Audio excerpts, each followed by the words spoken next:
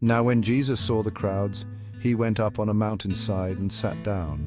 His disciples came to him, and he began to teach them. He said, "Blessed are the poor in spirit, for theirs is the kingdom of heaven.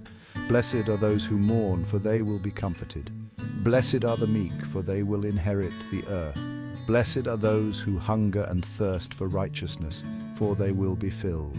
Blessed are the merciful, for they will be shown mercy. Blessed are the pure in heart, for they will see God. Blessed are the peacemakers, for they will be called children of God. Blessed are those who are persecuted because of righteousness, for theirs is the kingdom of heaven. Blessed are you when people insult you, persecute you, and falsely say all kinds of evil against you because of me. Rejoice and be glad, because great is your reward in heaven, for in the same way they persecuted the prophets who were before you. You are the salt of the earth, but if the salt loses its saltiness, how can it be made salty again? It is no longer good for anything except to be thrown out and trampled underfoot. You are the light of the world. A town built on a hill cannot be hidden. Neither do people light a lamp and put it under a bowl. Instead, they put it on its stand, and it gives light to everyone in the house. In the same way, let your light shine before others, that they may see your good deeds and glorify your Father in heaven. Do not think that I have come to abolish the law or the prophets. I have not come to abolish them, but to fulfill them. For truly I tell you, until heaven and earth disappear, not the smallest letter, not the least stroke of a pen will by any means disappear from the law until everything is accomplished. Therefore anyone who sets aside one of the least of these commands and teaches others accordingly will be called least in the kingdom of heaven. But whoever practices and teaches these commands will be called great in the kingdom of heaven.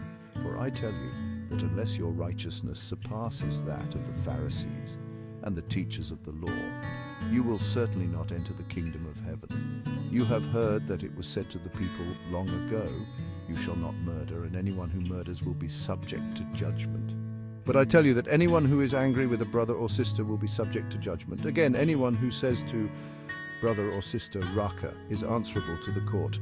And anyone who says, you fool, will be in danger of the fire of hell. Therefore, if you are offering your gift at the altar and there remember that your brother or sister has something against you, leave your gift there in front of the altar. First go and be reconciled to them, then come and offer your gift. Settle matters quickly with your adversary who is taking you to court. Do it while you are still together on the way, or your adversary may hand you over to the judge, and the judge may hand you over to the officer, and you may be thrown into prison. Truly, I tell you, you will not get out until you have paid the last penny. You have heard that it was said, you shall not commit adultery. But I tell you that anyone who looks at a woman lustfully has already committed adultery with her in his heart.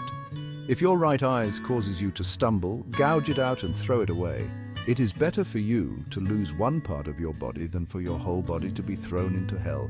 And if your right hand causes you to stumble, cut it off and throw it away. It is better for you to lose one part of your body than for your whole body to go into hell. It has been said, anyone who divorces his wife must give her a certificate of divorce.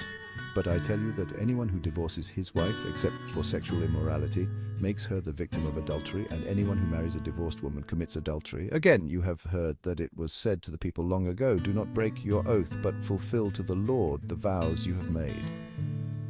But I tell you, do not swear an oath at all, either by heaven, for it is God's throne, or by the earth, for it is his footstool, or by Jerusalem, for it is the city of the great king. And do not swear by your head, for you cannot make even one hair white or black. All you need to say is simply yes or no. Anything beyond this comes from the evil one. You have heard that it was said, eye for eye and tooth for tooth.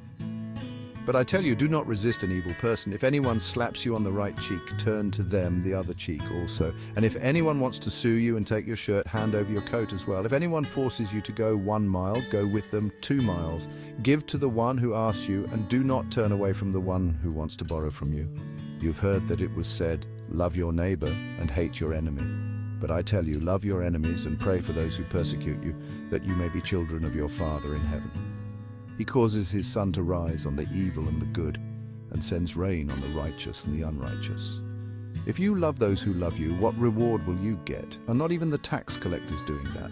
And if you greet only your own people, what are you doing more than others? Do not even pagans do that? Be perfect, therefore, as your heavenly Father is perfect.